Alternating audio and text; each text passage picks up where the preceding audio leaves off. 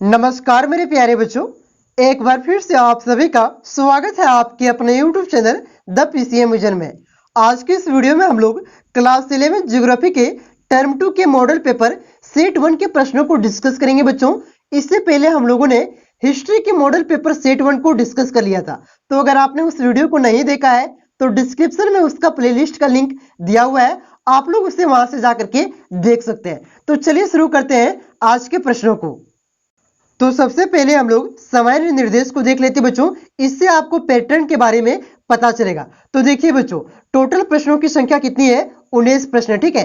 Question number 1 से लेकर के आपका 7 तक अति लघु उत्तरीय प्रश्न है। इनमें से कोई 5 प्रश्नों का उत्तर देना है और 1 वाक्य में देना है बच्चों। प्रत्येक प्रश्न का मान आपका कितना है? 1 मार्क्स का प्रत्येक प्रश्न है, ठीक है। उसके बाद देखिए सेक्शन बी में आपका प्रश्न संख्या 8 से लेकर के 14 तक है। यहां पे भी आपका 7 प्रश्न है। ये 7 प्रश्नों में से आपको मात्र 5 प्रश्नों का ही उत्तर देना है बच्चों, और प्रत्येक प्रश्न के लिए आपको 3 मार्क्स मिलेंगे और प्रत्येक प्रश्नों का उत्तर आपको अधिकतम 50 शब्दों में लिखना है। ज्यादा शब्दों में आपको नहीं लिखना है, नहीं तो मात्र आपको टाइम कितना दिया गया है? 1.5 घंटे का ही समय दिया गया है। आपका ही वहां पे घाटा होगा बच्चों। उसके बाद देखिए सेक्शन सी। सेक्शन सी का प्रश्न आपका 15 से लेकर के 19 तक है। यह आपका लघु उत्तरीय प्रश्न है। इसको अधिकतम 150 वर्ड शब्दों में उसका उत्तर आपको लिखना है। प्रत्येक प्रश्न के लिए आपको कितने वक्त मिलेंगे?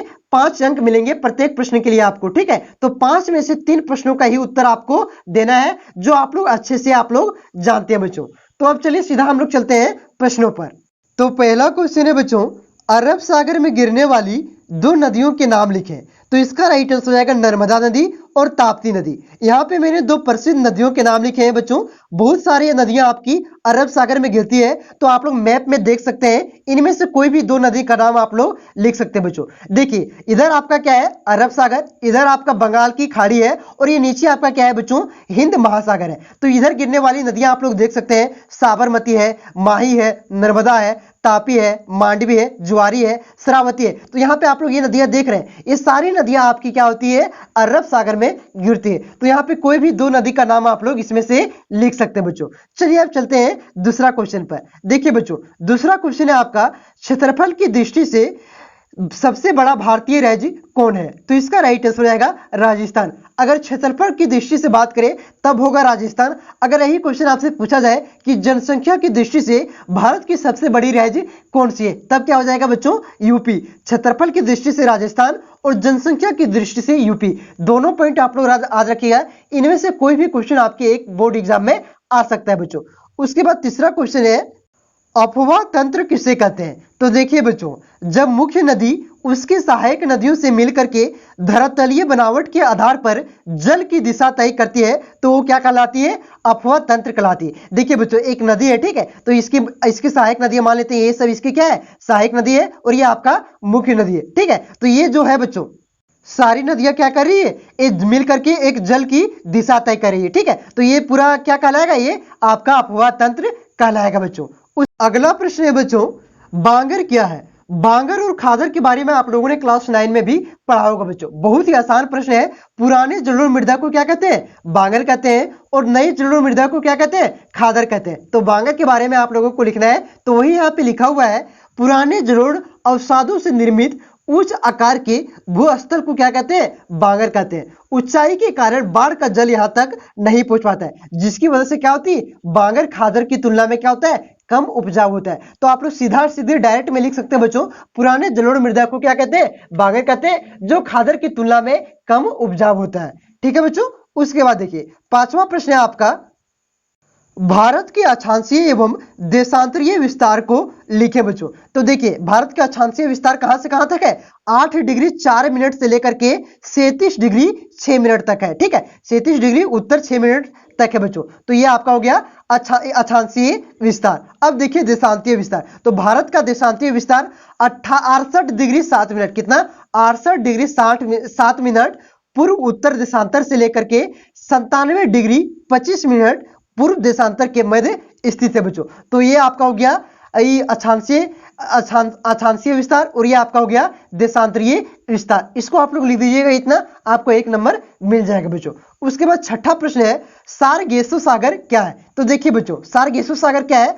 उत्तरी अटलांटिक महासागर में 20 डिग्री से 40 डिग्री उत्तरी अक्षांशों तथा 35 डिग्री से 75 डिग्री पश्चिमी देशांतरों के मध्य चारों ओर प्रवाहित होने वाली जलधाराओं के मध्य स्थित शांत एवं स्थिर जल के क्षेत्र को क्या कहते हैं? सारगेसो सागर कहते हैं, जो क्या होती है? जड़ विहीन होता है। 1 नंबर का प्रश्न है बच्चों, ज्यादा आपको नहीं लिखना है कि उत्तरी अटलांटिक महासागर में 20 डिग्री से 40 डिग्री उत्तरी अक्षांशों और 35 डिग्री से 75 डिग्री पश्चिमी देशांतरों के मध्य चारों ओर से प्रवाहित होने वाली जलधाराओं के मध्य स्थित शांत एवं स्थिर जल के क्षेत्र को क्या कहते हैं? सारगेसो सागर कहा जाता है। ठीक है, ये डेटा आप लोग जरूर लिखिएगा, इससे पता चलता है कि उत्तरी अंटार्कटिक में कहां कौन जगह पर शांत जल धारा है। ठीक है, तो इतना लिखिएगा, आपको 1 नंबर मिल जाएगा। उसके बाद अगला क्वेश्चन है बच्चों, 7वां प्रश्न है आपका, जल संभर को से आप क्या समझते हैं? तो देखिए, छोटी नदियों एवं नालों द्वारा प्रवाहित जल क्षेत्र को क्या कहते हैं? जल संभर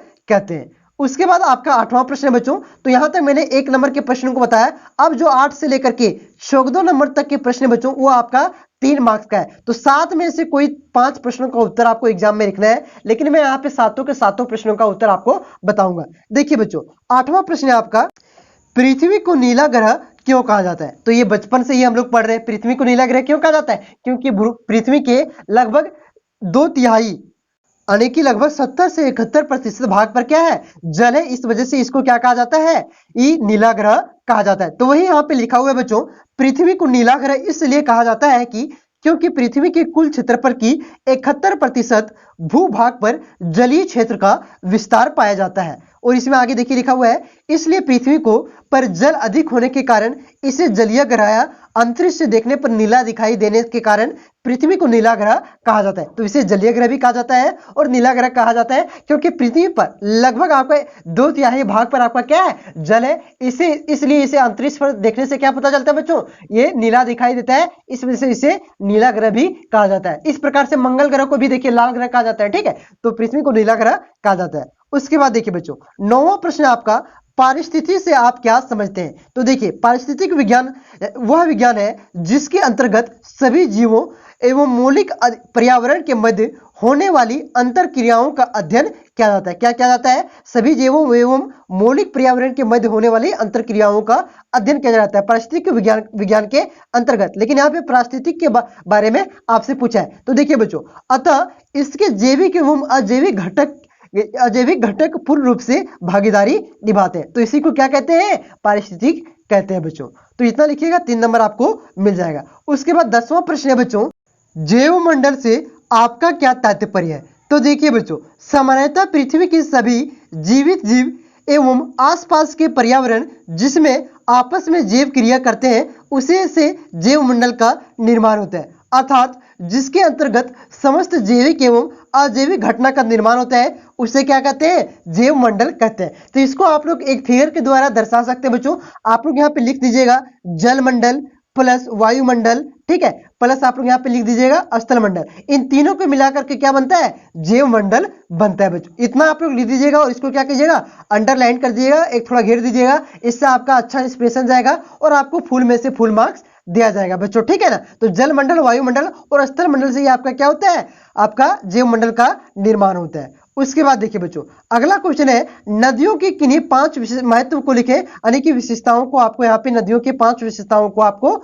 लिखना है बच्चों। तो देखिए, पहला विशेषता आपका है, नदियों द्वारा निर्मित उपजाऊ मैदानों में विभिन्न प्रकार की कृषि होती है, जो खाद्यान्न के संदर्भ में अपने देश को आत्मनिर्भर बना करके अर्थव्यवस्था में महत्वपूर्ण योगदान दे रही है। तो देखिए बच्चों, इसका मतलब ये हुआ, जो नदियों के द्वारा उपजाऊ मैदान का निर्माण किया जाता है बच्चों, उसमें अच्छी तरह से कृषि हो जाती है, उससे हमारे खाद्यान्न अच्छी तरह से उत्पादित हो जाते हैं बच्चों। इससे क्या होता है? हमारा देश आत्मनिर्भर बनता है, ठीक है, और हमारे जीडीपी में अच्छी तरह से ये योगदान देता है। उसके बाद देखिए, दूसरा महत्व आपका, नदियां स्वच्छ पेयजल की आपूर्ति करता है। हमारे देश में के अनेक उद्योग एवं औद्योगिक क्षेत्र इन नदियों के द्वारा उपलब्ध कराए गए जल संसाधन पर ही जीवित है, जो देश की अर्थव्यवस्था को मजबूत सहारा प्रदान करता है। देखिए बच्चों, शहरों में जो नल के द्वारा आपका जल की आपूर्ति होती है वो कहां से होती है? नदियों के द्वारा होती है। ठीक है, औद्योगिक जो आपका फैक्ट्रियों में जल जाता है, पानी जाता है, वो कहां से आता है? नदियों के द्वारा आता है। तो ये आपका दूसरा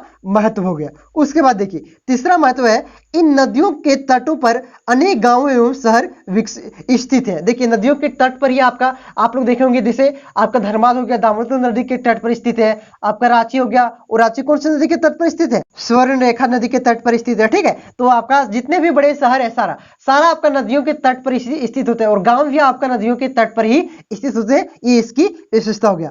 उसके बाद देखिए चौथा विशेषता है आपका, कुछ क्षेत्र मत्स्य उद्योग के लिए प्रसिद्ध है तथा कई स्थानों पर बांध बना करके इनसे जल विद्युत पैदा की जाती है। देखिए मैथन डैम कहां पे बना है? बड़ाकर नदी पर बना है ना मैथन डैम। ठीक है, तो नदियों से इससे क्या फायदा होता है? जल विद्युत हम लोग बना सकते हैं। ठीक है, और इससे क्या कर सकते हैं? मत्स्य यानी कि मछली का उद्योग कर सकते हैं, मछली पालन कर सकते हैं बच्चों। उसके बाद देखिए पांचवा इसकी विशेषता है, इसके अतिरिक्त नदियां भारत में आज भी कृषि हेतु सिंचाई का मुख्य स्रोत है। सिंचाई हम लोग क्या करते हैं? जो खेतों में पानी पटाते हैं, कहां से पटाते हैं? अधिकतर अभी भी नदियों से ही पटाया जाता है बच्चों। ठीक है, अनेक धार्मिक एवं सांस्कृतिक केंद्र इनके तटों पर ही स्थित है। जितने भी आपका धार्मिक एवं सांस्कृतिक केंद्र है, जैसे प्रयागराज हो गया बच्चों, बनारस हो गया, कहां है? गंगा नदी के तट पर ही स्थित है। तो अभी भी क्या है, जो नदियों का बहुत ही ज्यादा महत्व है बच्चों। ये 5 महत्व है, इसमें से कोई भी 5 महत्व आप लोग लिख सकते हैं। देखिए यहाँ पे छठा महत्व भी मैंने लिख दिया है, नदियों में जलीय जीव निवास करते हैं। तो 6 में से 5 आपको लिखना है, 3 नंबर आपको मिल जाएगा बच्चों। क्लियर है? उसके बाद देखिए अगला क्वेश्चन है, बांगर एवं खादर में अंतर स्पष्ट करें। कुछ देर पहले आपका क्वेश्चन था बांगर क्या है। ठीक है, तो अभी मैंने आपको बताया कि बांगर क्या है। ये आपकी पुरानी जलोढ़ मृदा है बच्चों। पुरानी जलोढ़ मृदा को क्या कहते हैं? बांगर कहते हैं। और नई जलोढ़ मृदा को क्या कहते हैं? खादर कहते हैं। अगर आप यहाँ पे कंफ्यूज हो रहे हैं बच्चों कि बांगर और खादर में कौन नया है कौन पुराना है, तो आप लोग आज रख सकते हैं, क्या होता है? ब से क्या होता है? बूढ़ा, और ब से क्या होता है? बांगर होता है। बूढ़ा क्या होता है? पुराना होता है ना, तो बांगर भी आपका क्या होगा? पुराना होगा। ठीक है, इस प्रकार से आप लोग याद रख सकते हैं। ये चलता फिरता ट्रिक है आपका। तो देखिए बच्चों, प्रायः नदियों की बाढ़ के अवशेष से निर्मित मैदानों को बांगर एवं खादर कहा जाता है। इसे उपजाऊ के आधार पर 2 भागों में बांटा गया है। देखिए कौन कौन से भाग? बांगर एवं खादर जो निम्नलिखित, इसमें निम्नलिखित अंतर है। तो कौन कौन से अंतर है बच्चों? 3 अंतर आपको लिखना है, ज्यादा नहीं लिखना है, टाइम को भी आपको ध्यान में रखना है। तो देखिए बच्चों, खादर क्या होता है आपका? नवीन जलोढ़ मिट्टी को क्या कहते हैं? खादर कहते हैं। ठीक है, और पुरानी बांगर, बांगर किसको कहते हैं? पुरानी जलोढ़ मतलब प्राचीन जलोढ़ मिट्टी को क्या कहते हैं? बांगर कहते हैं। पहला अंतर हो गया। दूसरा अंतर है, खादर मिट्टी आपकी बांगर मिट्टी से अत्यधिक उपजाऊ होता है। मतलब खादर जो आपका नई जलोढ़ मृदा होता है वो अधिक उपजाऊ होता है, और बांगर जो मिट्टी होता है वो कम उपजाऊ होता है बच्चों। उसके बाद देखिए तीसरा पॉइंट है आपका अंतर, खादर मिट्टी प्रायः क्या होती है? चिकनी होती है तथा इसमें कैल्शियम का अभाव होता है। खादर मिट्टी क्या होता है? जो नई मिट्टी है वो चिकनी होता है, इसमें कैल्शियम का अभाव होता है। और इसमें क्या होता है आपका बांगर में? इसमें कंकड़ होता है, और इसमें कैल्शियम कार्बोनेट होता है बच्चों। तो ये मुख्य रूप से 3 अंतर ये था बच्चों। उसके बाद देखिए 13वां प्रश्न है, समुद्री जल की लवणता से आप क्या समझते हैं? तो देखिए बच्चों, समुद्री जल के भार एवं उसमें घुले हुए पदार्थ के भार के अनुपात को क्या कहते हैं? समुद्री लवणता कहते हैं। 1 किलोग्राम समुद्री जल में घुले हुए पदार्थों की कुल मात्रा को लवणता कहते हैं। लवणता को ग्राम, प्रति ग्राम एवं प्रतिशत में दर्शाया जाता है। तो लवणता का मतलब क्या हुआ बच्चों? समुद्री जल के भार एवं उसमें घुले हुए पदार्थों की अनुपात को क्या कहते हैं? लवणता कहते हैं। ठीक है, तो ये आपकी होगी लवणता का डिफिनेशन। देखिए अतः समुद्री जल की लवणता का औसत लवणता कितना है? 35% है बच्चों। अगर 1 किलो जल हम लोग उठाते हैं समुद्र से, 1 किलो जल उठाते हैं, 1000 ग्राम उठाते हैं, तो वहां पे आपको कितना? 350 ग्राम उसमें क्या मिलेगी? लवणता मिलेगा बच्चों। ठीक है, औसत लवणता इसको भी आप लोग लिख दीजिएगा, 3 नंबर आपको आसानी से मिल जाएगा बच्चों। क्लियर है? उसके बाद देखिए अगला क्वेश्चन है बच्चों, बायोम क्या है? तो देखिए पौधों एवं प्राणियों का एक समूह जो किसी बड़े भौगोलिक क्षेत्र में पाया जाता है। ठीक है, अर्थात पृथ्वी के पर स्थित पेड़ पौधे और जीव जंतु के सभी प्रमुख पारिस्थितिक तंत्र को बायोम कहा जाता है। इस क्या कहा जाता है? पृथ्वी पर स्थित पेड़ पौधे और जीव जंतु के सभी प्रमुख पारिस्थितिक तंत्र को क्या कहा जाता है? बायोम कहा जाता है बच्चों। देखिए अब यहाँ पे बायोम के प्रकार को आप लोग लिख सकते हैं। देखिए बच्चों बायोम के प्रकार, वन बायोम, मरुस्थलीय बायोम, घास भूमि बायोम, जलीय क्षेत्र बायोम, ठीक है, पर्वतीय क्षेत्र बायोम, टुंडा क्षेत्र बायोम इत्यादि। ये आपका बायोम का प्रकार हो गया बच्चों। उसके बाद देखिए अब चलते हैं 15 नंबर का। यहां से आपका लॉन्ग क्वेश्चन स्टार्ट हो जाता है बच्चों। कम से कम 150 वर्ड में आपको यहां से उत्तर लिखना है। 5 प्रश्न आपका लंबा प्रश्न है, इनमें से 3 प्रश्नों का उत्तर देना है। प्रत्येक प्रश्न पे आपको कितना मार्क्स मिलेगा? 5 मार्क्स मिलेगा बच्चों। तो देखिए 15 नंबर का आपका प्रश्न है, पारिस्थितिक संतुलन क्या है? इसके असंतुलन को रोकने के लिए महत्वपूर्ण उपायों को चर्चा करें। तो देखिए बच्चों, पर्यावरण में विभिन्न प्रकार के जीव जंतुओं, पेड़ पौधे एवं मनुष्यों के मध्य संबंध को ही क्या कहा जाता है? पारिस्थितिक संतुलन कहा जाता है। इस पारितंत्र में हर प्रजाति की संख्या की एक अस्थायी संतुलन के रूप में वर्णित किया जाता है। ठीक है, पारिस्थितिक असंतुलन के क्या कारण है आप लोग यहाँ पे देख सकते हो बच्चों। पहला कारण है मानवीय क्रियाकलाप का अत्यधिक होना। जो आप लोग हम लोग क्या कर रहे हैं? प्रदूषण फैला रहे हैं, इससे क्या हो रही है? पारिस्थितिक तंत्र क्या हो रहा है? आपका असंतुलित हो रहा है बच्चों। दूसरा आपका बाढ़, चक्रवात, ज्वालामुखी जैसे क्रियाकलाप भी प्राकृतिक असंतुलन का कारण है बच्चों। ठीक है, अब इसके हम लोग क्या देखते हैं? इसको रोकने के उपायों को देखते हैं बच्चों। देखिए पारिस्थितिक असंतुलन को रोकने हेतु महत्वपूर्ण उपाय निम्न है। तो पहला क्या उपाय है बच्चों? वन की कटाई पर रोक लगाई जाए और ज्यादा से ज्यादा वृक्ष लगाया जाए। दूसरा उपाय है आपका मानव के द्वारा औद्योगिक पदार्थों के शोधन करके छोड़ा जाए। देखिए क्या होता है, फैक्ट्रियों के द्वारा जितने भी केमिकल होता है बच्चों, उसी तरह से उसको शोध नहीं किया जाता, उसको फिल्टर नहीं किया जाता है और नदी में बहा दिया जाता है। इससे क्या हो रहा है? नदी में रहने वाले जलीय जीव क्या हो रहे हैं? उसको नुकसान हो रहा है और धीरे धीरे ये क्या हो रहे हैं? विलुप्त हो रहा है बच्चों। तो ठीक है, क्या करना है हम लोगों को? जो औद्योगिक पदार्थ है, फैक्ट्रियों से निकलने वाले पदार्थ है, उसको शोध करके फिल्टर करके उसे निकालना चाहिए, बाहर छोड़ना चाहिए। ठीक है, उसके बाद देखिए तीसरा इसका उपाय है नवीन प्रजातियों का आगमन एवं अन्य जीवों की निकासी के बीच संतुलन स्थापित हो। उसके बाद देखिए चौथा उपाय है आपका सभी वन विशेष क्षेत्रों में वन्य जीव अभयारण्य की आवश्यकता है।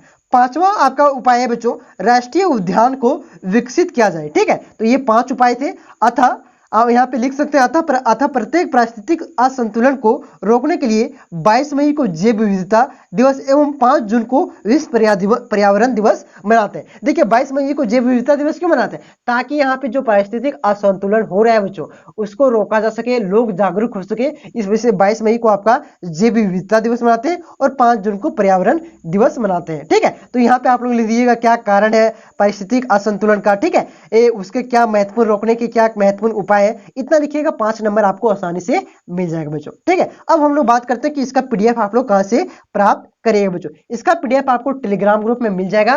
तो टेलीग्राम ग्रुप में 1-2 दिन के बाद मैं दे दूंगा, क्योंकि बहुत सारे आपका फेक यूट्यूबर है। ठीक है, वो क्या करेंगे, यही पीडीएफ का यूज करके एक वीडियो बना देंगे डायरेक्ट आंसर पढ़ करके। मेहनत हम लोग करेंगे, फायदा वो उठा लेंगे। ठीक है, तो 1-2 दिन के बाद इसका पीडीएफ आपको टेलीग्राम ग्रुप में मिल जाएगा, लिंक डिस्क्रिप्शन में दिया हुआ है, उससे आप लोग वहां से अवश्य जुड़ जाइएगा। चलिए अब आते हैं हम लोग 16वां प्रश्न पर। देखिए बच्चों 16वां प्रश्न क्या है? भारत के प्रमुख भौतिक विभागों के नाम लिखें और इनमें से किसी एक का विस्तृत वर्णन करें। तो भारत के प्रथम भौतिक विभागों के कितने भौतिक विभाग है? 6 है। ठीक है, तो 6 में से किसी एक का आपका विस्तृत वर्णन करना है और 6 का यहाँ पे आपको नाम लिखना है। देखिए बच्चों पहले हम लोग लिखते हैं भू आकृति अथवा भौतिक विभाग। इसके अंतर्गत भूमि की आकृति एवं उसकी संरचना एवं प्रक्रिया तथा उसके विकास का अध्ययन किया जाता है। आप लोग यहाँ पे इसमें आगे देख सकते हैं भारत की भू आकृति। सामान्यतः भारत की भू आकृति के आकार 6 भागों में बांटा जाता है, जो निम्न है।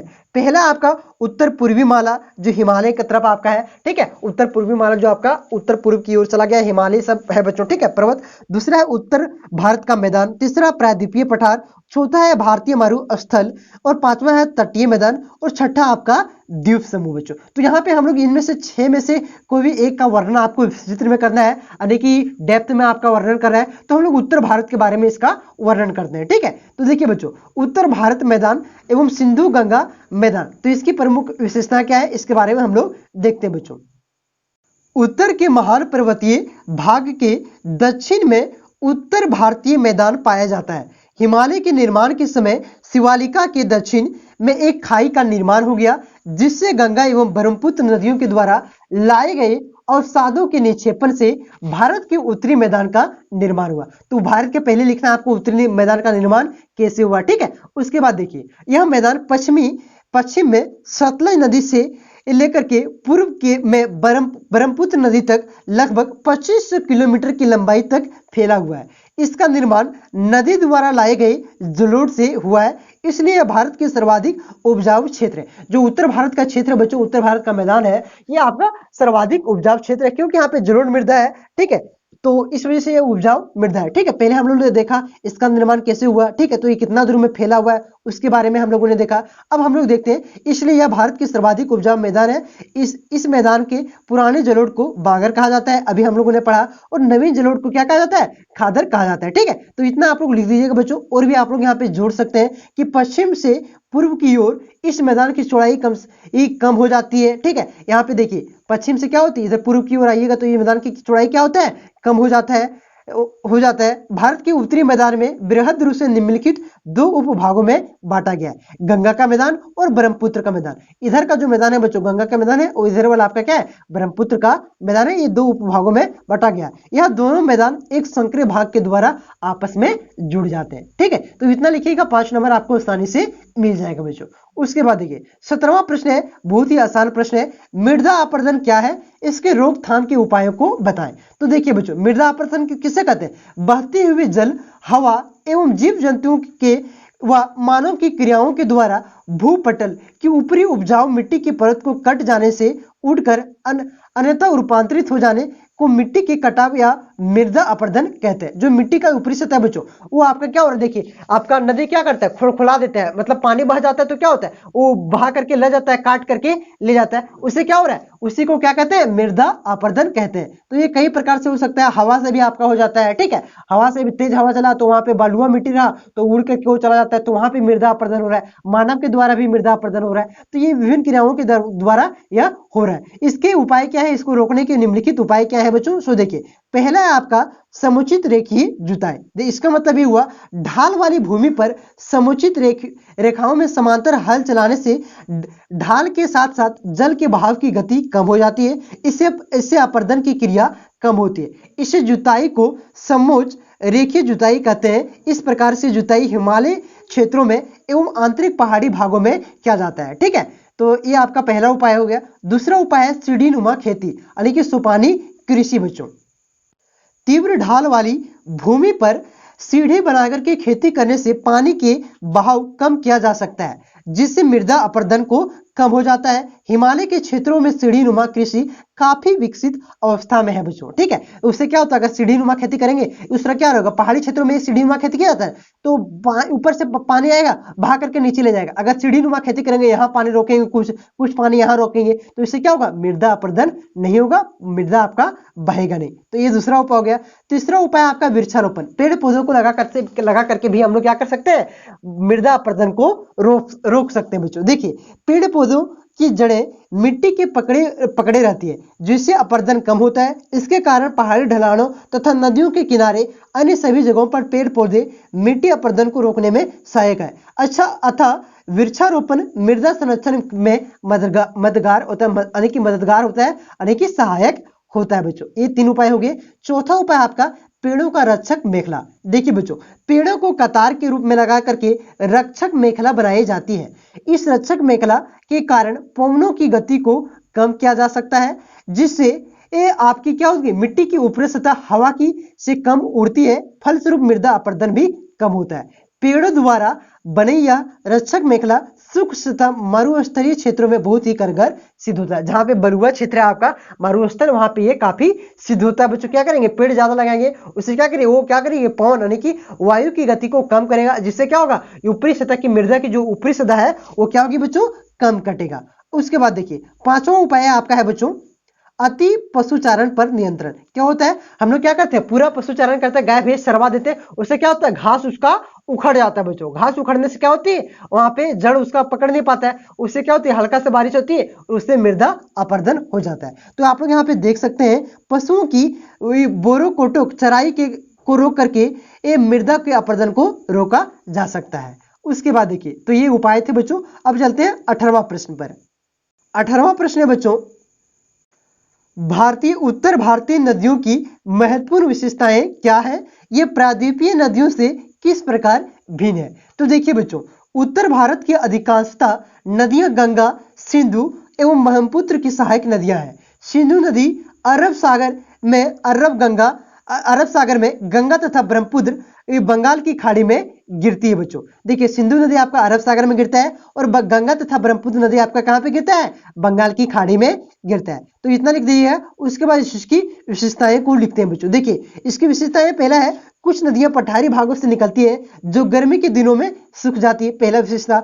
दूसरा विशेषता आपका उत्तर भारत की नदियों में अधिकांशतः मैदानी भागों में बहती है, जिसके कारण इस नदियों से नहरें निकाली जा सकती है। देखिए मैदानी भागों में बहती है, इससे क्या होती है, नहरों का निर्माण किया जा सकता है, कृत्रिम नहरों का। उसके बाद देखिए तीसरा आपका विशेषताएं है, उत्तर भारत की अधिकांश नदियां गंगा, सिंधु, ब्रह्मपुत्र नदियों की सहायक नदियां हैं।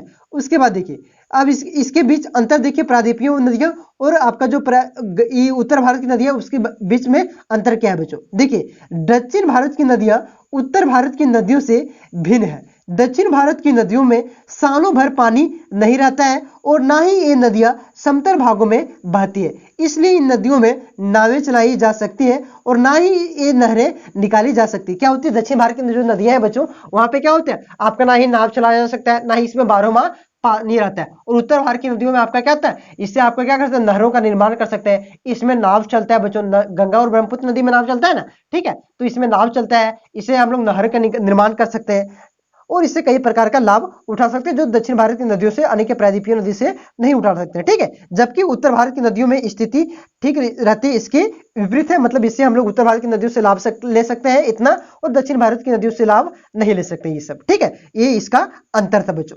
अब देखिए बच्चों, आपका 19 नंबर का जो प्रश्न है वो मैप का क्वेश्चन है। तो मैप का क्वेश्चन है, तो आप लोग ध्यान से इसको नोट करिएगा, ठीक है। देखिए मानचित्र में आपको दर्शाना है, पहला क्या है आपका, नर्मदा और ताप्ती नदी। तो चलिए मैप पर हम लोग अब चलते हैं।